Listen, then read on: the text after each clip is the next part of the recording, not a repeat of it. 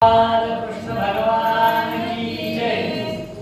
कालिया झाला भ्रमे मूर्छित जवळी असताने ते भगवंत सूर विमानी स्तुती करिता तेही श्रवणी पडेना।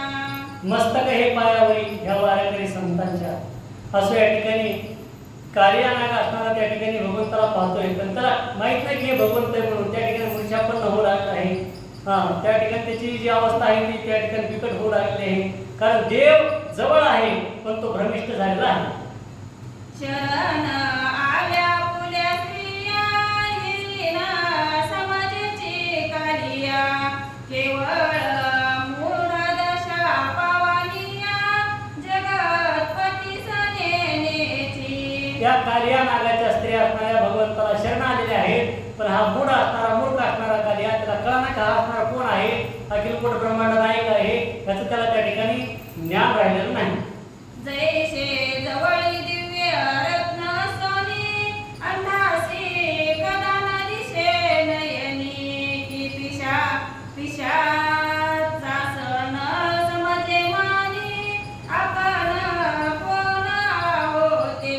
आंधळ्या माणसाच्या पुढे जर दिव्य रत्न ठेवले तर त्याचे त्याला जाण नसते बरं, आंधळा असल्यामुळं किंवा एखादं पिशाचं म्हणजे भूत आहे आणि त्या भूताला त्या ठिकाणी मी कोण आहे त्याचं ज्ञान नसतं, त्याप्रमाणे या कार्याला झालेलं आहे। की जो सुसुप्ती डोही बुडाला त्या सहस्राक्ष प्रसन्न पूजल्याला परिण फळे जैसे त्याला तैसे झाले कालिया ते। स्वप्न आणि स्वप्नाच्या पुढली अवस्था असते सुषुप्ती अवस्था, आणि त्या सुषुप्ती अवस्थेमध्ये त्या माणसाला भेटण्यासाठी इंद्र जरी आला बरं का तरी त्याला त्या ठिकाणी त्याचं ज्ञान नसतं। त्याप्रमाणे हे कार्याला झालेलं आहे। कार्य असणारा भगवंत त्याच्या जवळ आलेला आहे, पण त्याला त्या ठिकाणी भ्रमल्यामुळे भ्रमिष्ट झाल्यामुळे त्या भगवंताचं त्याला ज्ञान नाही। असो देखून शारंग पाणी शरणागती भुजंगा कामिनी गेल्या देव विसरोनी पती भय अतिविवळ। असं म्हणले त्या कालियाच्या ज्या काही पत्न्या होत्या त्या सर्व असणाऱ्या भावाने भगवंताला शरण आलेल्या आहेत, त्या ठिकाणी देह गेह असणारा त्या ठिकाणी सर्व विसरलेले आहेत। न सावरती कबरी भारा गळोनी पडती अलंकार ढळले वक्षस्थळीचे पदर विवळ शरीर जहाले।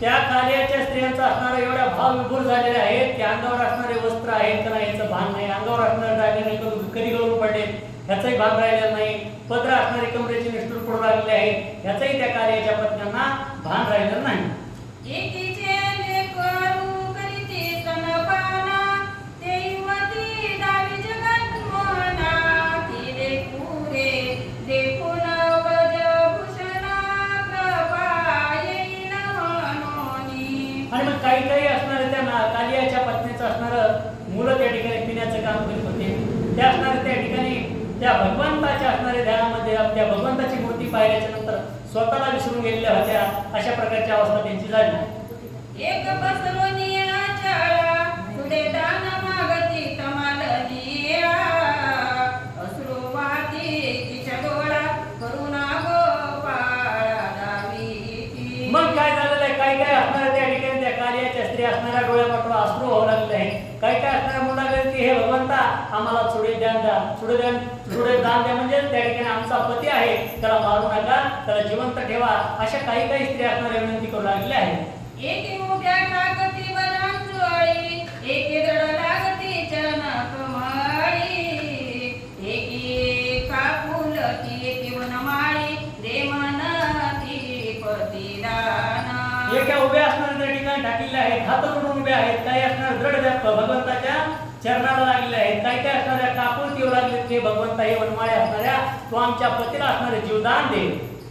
श्रीकृष्ण पद कमळावरी उरंग तनया झाला भ्रमरी तेथे करंदंतरी साठवी ती प्रीतीने। भगवान श्रीकृष्ण परमात्म्याच्या जो अंगाचा सुगंध येत आहे त्या सुगंधाने असणाऱ्या कालियाच्या पत्न्या त्या ठिकाणी भ्रमिष्ट झालेल्या आहेत, त्या ठिकाणी ते एकदम सुन्न झाले आहेत अशी अवस्था त्यांची झालेली आहे. एक करीती स्तवना ब्रह्मानंदा जगज्जीवना दीन वत्सला पितवसना शकट मर्दना श्री हरे. काही काही स्त्री असणाऱ्या भगवंताची स्तुती करू लागल्या, हे भगवंता, हे देववत्सला, हे असणाऱ्या शकट मर्दना, हे असणाऱ्या ठिकाणी भगवंता, सर्वांचा उद्धार करणाऱ्या, भक्ताला पालन करणाऱ्या, पोषण करणाऱ्या, भक्ताच्या संकटामध्ये धावून येणाऱ्या अशी स्तुती करू लागलेल्या आहे. हे शंभुजापती जगत निवासा हे योगी मानस राजहंसा हे गोवर अद्विद्वान हुताशा परम पुरुषा विलासिया हे गोपी मानस चकोर चंद्रा हे सच्चिदानंद